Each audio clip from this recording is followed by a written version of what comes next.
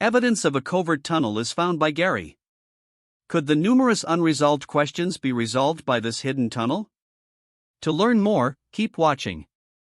In a current episode of The Curse of Oak Island, the team, which also consists of archaeologists Dr. Aaron Taylor and Miriam Amaral, geoscientist Dr. Ian Spooner, and metal detector expert Gary Drayton, examines stone walkways and a potential cellar feature close to the swamp's eastern border. During their investigation, Gary and David uncover a signal embedded in a wall, which eventually results in the finding of a huge caster wheel hidden beneath. Gary speculates that this wheel would have been used on Oak Island during a tunneling project, adding to the other finds of tunneling equipment on the island. Gary finds evidence of a hidden tunnel, which raises the question of whose responsibility it was to place the item there in the first place and who was meant to find it afterward, the original depositors or the later searchers. The team plans to carry out more investigation into the caster wheel in light of this discovery. In the vicinity of the marsh's eastern edge, metal detectorist Gary Drayton and the rest of the team are searching for stone pathways and a possible underground structure. Along with Dr. Aaron Taylor and Miriam Amaral, the team also includes Dr. Ian Spooner, a geoscientist, and other archaeologists. In the midst of their excavation, Gary and David find a signal in a wall, so they ask Aaron to assist them by taking it out. On Oak Island, Gary thinks there may have been a tunneling operation, and they discover a big caster wheel that may have been used in that.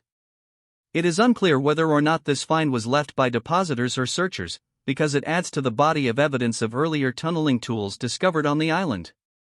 The group wants to store this discovery away for later investigation because it has caught their attention. Treasure hunter Gary Drayton used a metal detector and discovered not one but two distinct treasures in the general area of Oak Island's shoreline. He made his first discovery when he and his team found a button from an officer's uniform from the 17th century. Although it is unknown to what branch of the armed forces it may have belonged, the military, on the other hand, might have buried some of the island's secrets according to some evidence. Drayton and his colleagues made the second discovery that day not too far away in a woodland. They found a tiny coin buried in the ground that they suspected to be another Maravedi from the 17th century, similar to the one that had been found at the end of the previous season. However, compared to the other coins, this one appeared to be significantly smaller, likely 2 Maravedi instead of 8. Even though they are small, these astonishing finds could point to a much bigger treasure that is hidden on Oak Island. Gary Drayton made a second double discovery while using his metal detector to search for wealth near Oak Island's shoreline. This time, Drayton and his team, along with Rick Lagina, the team leader from Oak Island, unearthed 2 King Charles II Britannia coins from the 17th century buried beneath the rocks and pyrite scattered along the shore. One of the coins that was found has the year 1771 clearly printed on its surface, supporting the idea that the money is older than a few hundred years. These coins from the 17th century beg the question, where did they originate?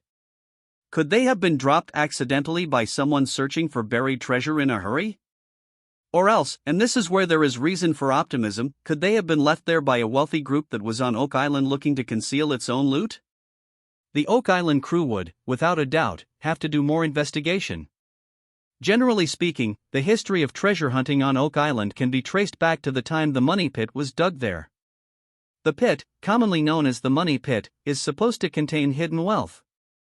An artificially made hole, the pit was discovered in 1795 when some young people believed to be 13 or 14 years old discovered a depression in the ground. They dug because they believed it to be a man-made pit, and as they dug, they discovered layers of wood and other objects. They tried to continue their exploration but were thwarted by a deluge of unknown origin that flooded the pit. Following the rapid dissemination of the news of the discoveries, a flurry of international treasure hunters descended upon Oak Island in search of the hidden wealth. The first planned excavation of the money pit took place in 1803 under the leadership of a group of investors known as the Onslow Company. They were given their own money pit, but the excavations had to be terminated because their attempts to descend to the pit's floor were unsuccessful. The following century saw a variety of groups try to solve the island's riddles, but due to the enormous difficulties they encountered, none of them were successful. The hole was flooded, which was the most significant of these issues, and it made additional excavation unsafe and difficult. The importance of this aspect was the greatest of all. Additionally, the pit was wired with a number of devices that, when activated, would cause the pit to fill with water and keep anybody from discovering the treasure. Despite these barriers, the excavations persisted, and the Oak Island Treasure Company was founded in 1861. The flooding that was taking place in the pit prevented this specific squad's attempts from progressing past a depth of 90 feet. As a result of the bankruptcy of the Oak Island Treasure Company in 1909, the excavations were abruptly ended at that time.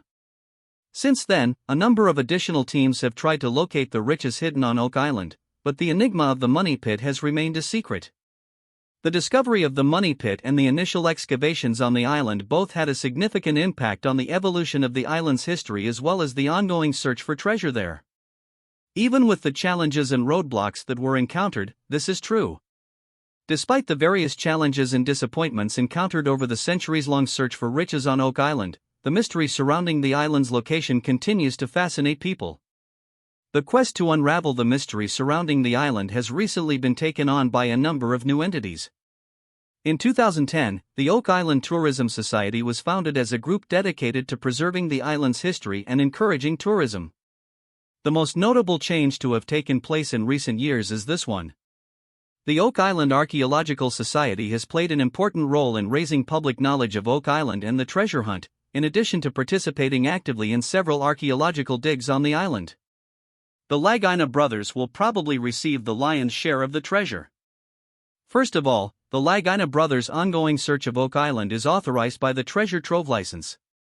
Licensed treasure hunters are allowed to legally keep 90% of any wealth they uncover, according to a government rule.